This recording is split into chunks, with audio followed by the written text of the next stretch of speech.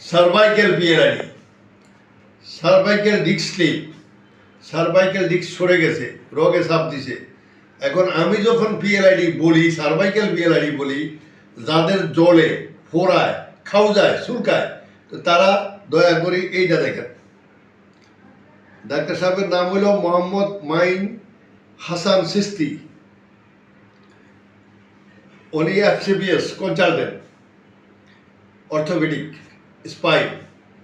উনি লিখে দিছে কি পিএলআইডি C5 C6।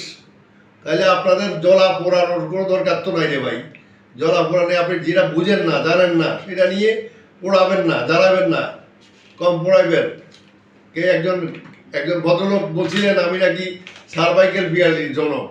তাহলে উনি সার্ভাইকেল পিএলআইডির দাদার দাদা, জনকটা শুধু। উনি জন্ম দেন নাই, উনি বংশ পরম্পরা দিয়ে আসছেন। এই লেখাটা একদম পরিষ্কার ভাষায় দেখেন, PLID C56।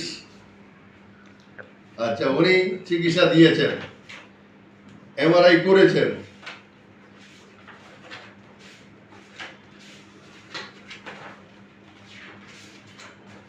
রিপোর্টটা এখানে আছে। তো অপরদিকে তার সমস্যা হলো এখানে, তার নার্ভটা চেপে গেছে।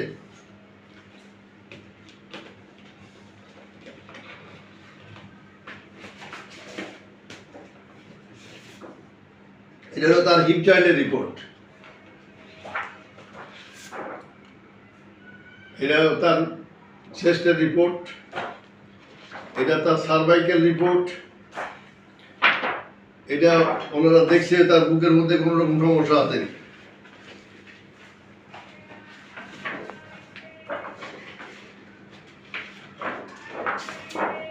এই হলো তার সমস্যা।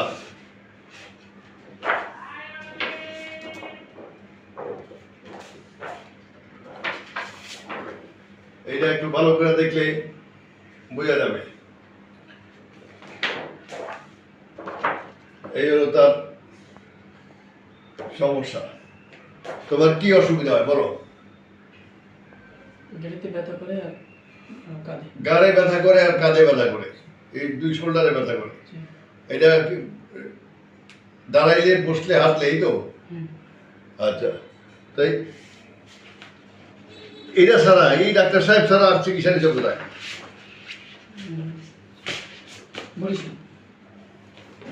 কি কি নিচ্ছ? ম্যানুয়াল থেরাপি আর ফিজিওথেরাপি। তাই এতে কাজ হয়। তাই ম্যানুয়াল থেরাপি নিচ্ছ কোথায়? মোহাম্মদপুরে নিচে ম্যানুয়াল থেরাপি, আর ফিজিওথেরাপি নিচে বরিশালে। এতে কাজ হয় নাই। ডাক্তার সাহেব ওষুধ দিছে, ওষুধ খেয়েও কাজ হয়নি। তা আমাদের এখানে আসে, আমরা তার চিকিৎসা শুরু করবো একটু করে। আজকে ওনার প্রথম সেশন চিকিৎসা করি, এবং আমরা টোটালি ওনার এখানে ফিজিক্যালি ট্রিটমেন্ট করি এবং ফিজিক্যাল অ্যাডজাস্টমেন্ট করি। করার ফলে তার যে দীর্ঘদিনের সমস্যাটা, এখানে যে জটলা বাজিয়েছিল, এখানে যে এই সার্ভাইকেল ডিস্ক প্রলাপস ছিল, যার কারণে সে শোল্ডারগুলো উপরে উঠাইতে পারতো না। এটা উঠাতো, এই যে এই কাজটা সে করতেই পারতো না, একেবারেই না। নাও, তাড়াতাড়ি করো, করো, তাড়াতাড়ি করো। এই কাজটা সে একেবারেই করতে পারতো না, এটা আটকে গেছিল।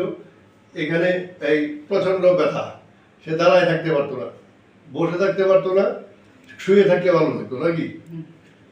এখন কতটা উন্নতি হয়েছে তোমার মনে করো?